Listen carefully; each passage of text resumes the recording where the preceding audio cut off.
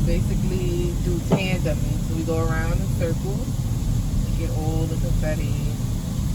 It usually takes hours and hours to get it up because it's so little, and then the water kind of makes it stick. But I got it. I'm doing it for a while.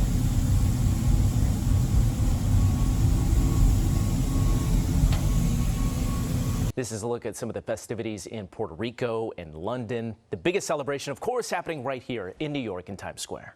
Capped to see the new year come in, 2022.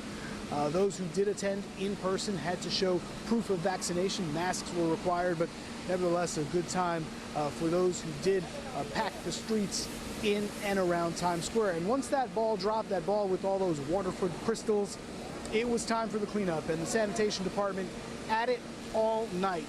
It was a little bit of an easier job because of the smaller crowd, but a big job nonetheless. It takes a few days. The confetti blows and it lands where it lands, and then the wind takes it. We'll be cleaning up for a couple of days. The best thing that we can see here is that comeback tonnage. We want to have a big mess. It proves that New York City's coming back. People are having a good time.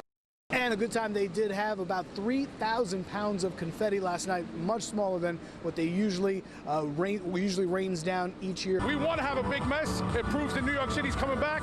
People are having a good time.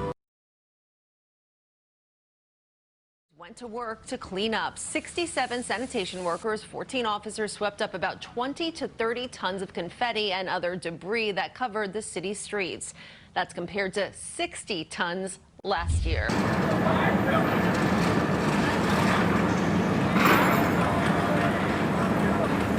Our crews got right to work cleaning up. This year was a smaller crowd because of the pandemic, with about 15,000 people celebrating the new year in Times Square instead of the usual 60,000.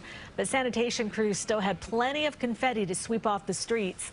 This year, revelers had to be vaccinated and masked and had more room to spread out. Last year, spectators were not allowed in Times Square. Hey everyone, I'm Chief Meteorologist Lee Goldberg, WABC TV, and this is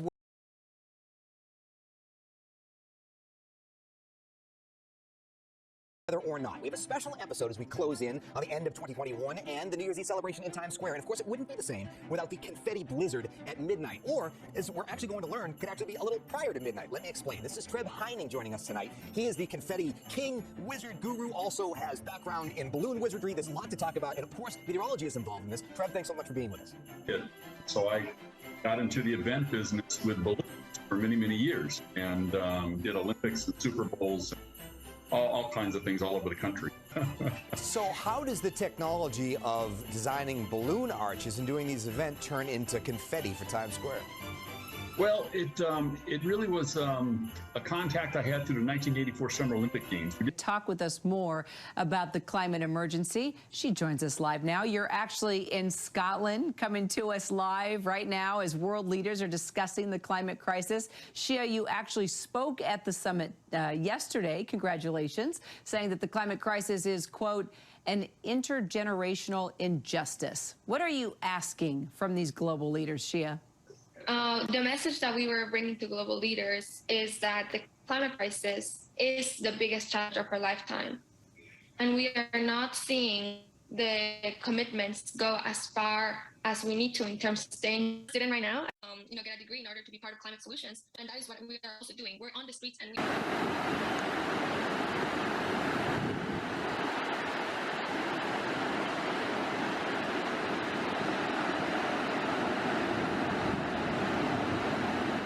Americans produce 4.9 pounds of waste per person per day.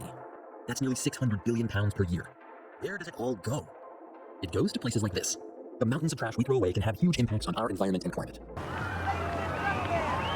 Guinness Book of World Records has just been broken in Cleveland. Over 1,500,000 balloons going up in the air at this very, very moment. Look at the cloud tunnel. We did it! We did it, John! There it goes! It's completely covering the terminal tower. Look at that! Can you give me some numbers in terms of, let's say, pounds of confetti, people the army you must hire to get this underway? Yeah, it's the pounds of confetti has not changed that much. We started, I think, with 2,000 the first year. And then we do around 3,000 pounds now every year. The people are all volunteers. In the early days, it was hard to get people. And I used to pay people in like 91, 92, 93.